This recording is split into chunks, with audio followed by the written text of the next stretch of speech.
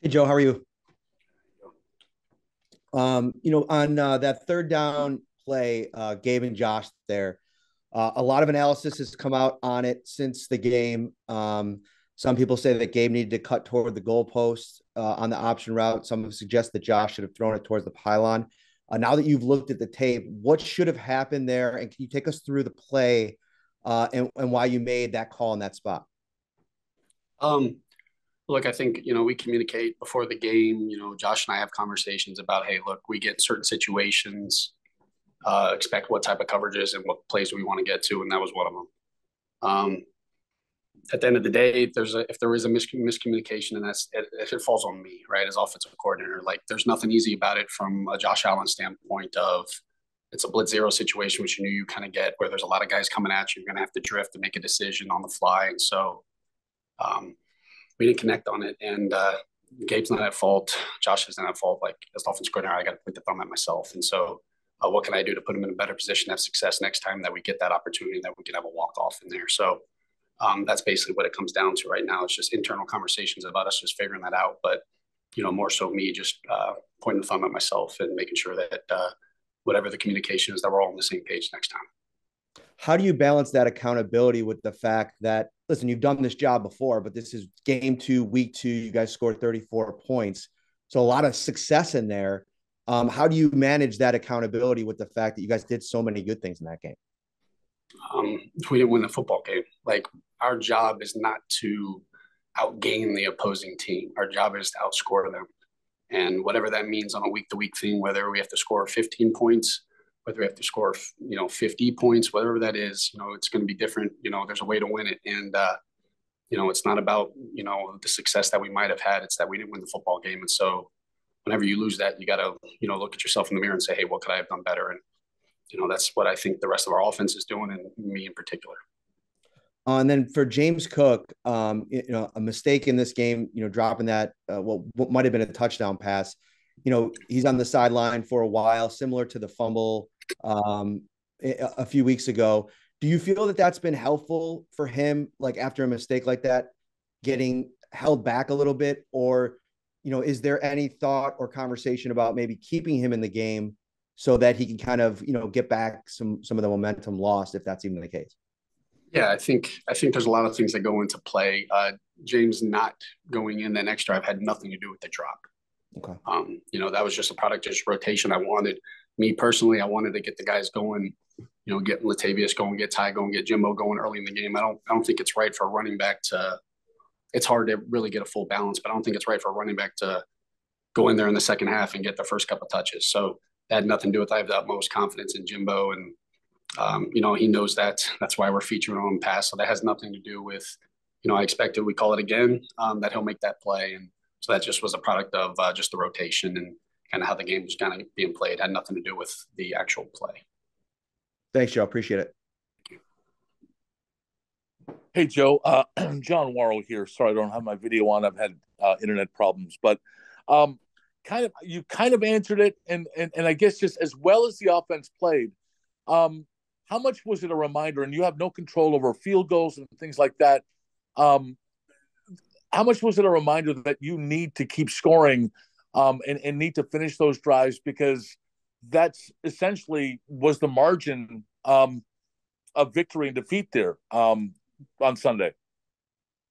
Yeah, I mean, I don't think it was a reminder. I think it's the obvious. Like our job as an offense is to score points when we touch the field, and every time we don't do that, that's a failure on our part.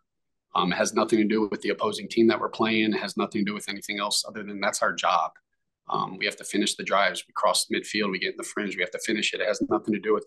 I have so much confidence in Tyler Bass that we got down in the last one. I was upset we didn't score, but I didn't even look down at the field goal. I knew he was going to make it. Like has nothing to do with any of those other than the fact of like I think when our offense is on the field, I have full confidence that we're going to find ways to get into the end zone, and I believe our guys have that. So when we don't do that, I think you just have to sit there and say, hey, what are we beating ourselves? What are we doing? Am I putting them in a position to have success? And I don't think it's a reminder or anything like that. It's kind of just kind of the obvious that with the guys that we have in that room, in that unit, that we believe that we should be able to score when we get the football. And on the bright side, if there is a bright side to this, is there a sense of encouragement that this offense seems to be playing to its potential, um, as we've seen over the past couple of weeks?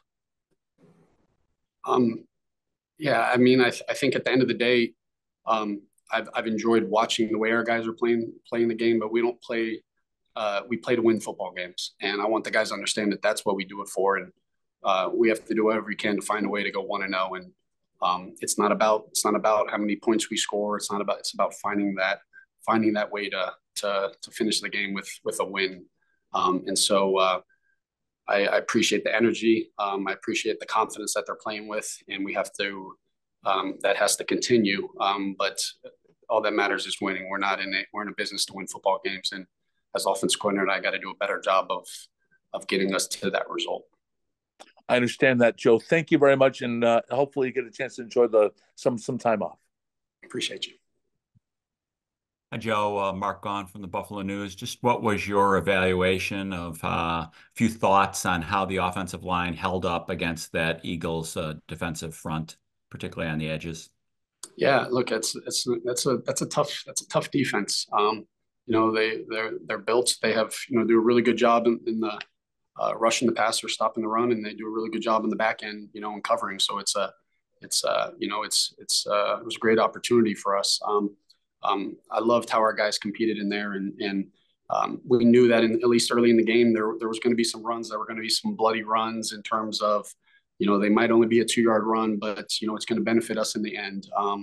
There were some matchups that, I sat there and say, hey, is it better I feel like we can block them, in this situation as opposed to a jam and get one less receiver out. And I thought our guys battled in there. I mean, when you got 100 plays, against that type of defense, and you pass the ball 50 times plus some scrambles for those guys to hold up like they did.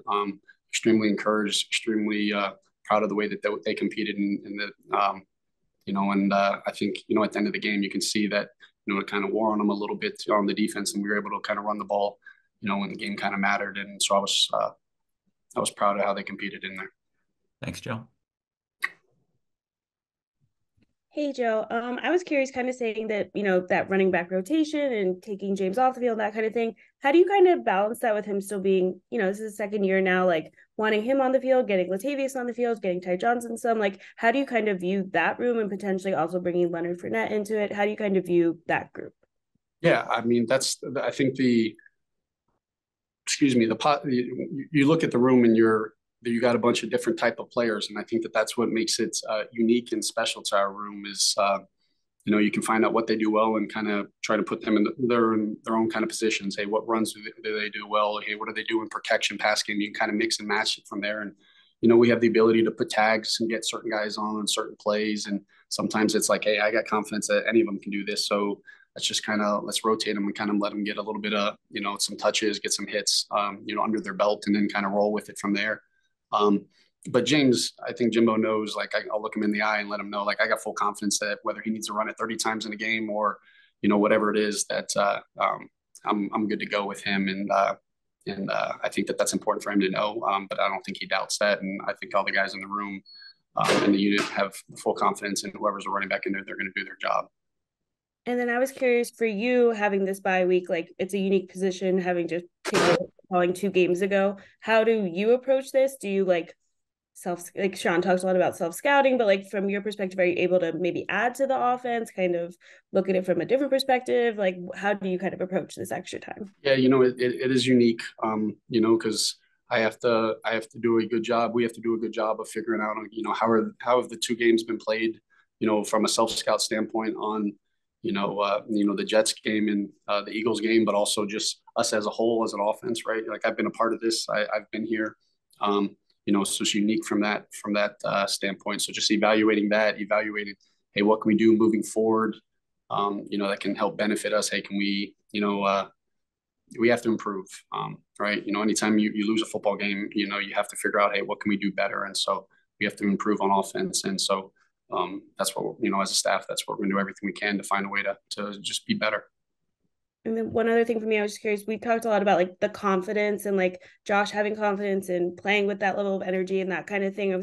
Did you see that kind of going into the week against the Eagles game, to like that confidence, that energy was kind of still up? And how do you keep something like that going? Like, how do you, I don't know, it's a interesting thing where it's like that energy kind of thing is how do you kind of make sure that stays up? And even though like frustrating to have a loss despite the way the offense performed, like how do you keep that kind of thing going into the last month of the season? Well, I think the biggest thing is you can't be a results oriented in a sense of when you win, you can handle it differently. When you lose, you handle it differently. And so it starts with myself. Like my approach has to be the same. I have to walk in there with the same energy, the same confidence. When I see the guys next week, as I did after a win, as I did yesterday after a loss, they have to see that that I'm ready to go. And I think that the guys understood and they did a great job last week, at least of not letting the Jets game carry over, but also understanding that it was the reason we had success in the previous week was because of the preparation, the intent behind what we were doing, their details with it. It wasn't that we just showed up on Sunday. And so I thought they had the same mindset going into this past week. We obviously didn't get the result that we wanted, but we can't change who we are and our mindset and our approach because of the wins and losses. We have to understand that, we just have to fine tune some things and clean some things up. But I think it all starts with myself. It always will. And, if I'm ready to go and those guys look me in the eye and know that I'm prepared and I'm ready, I believe we'll be able to have some success and they'll feed off of me.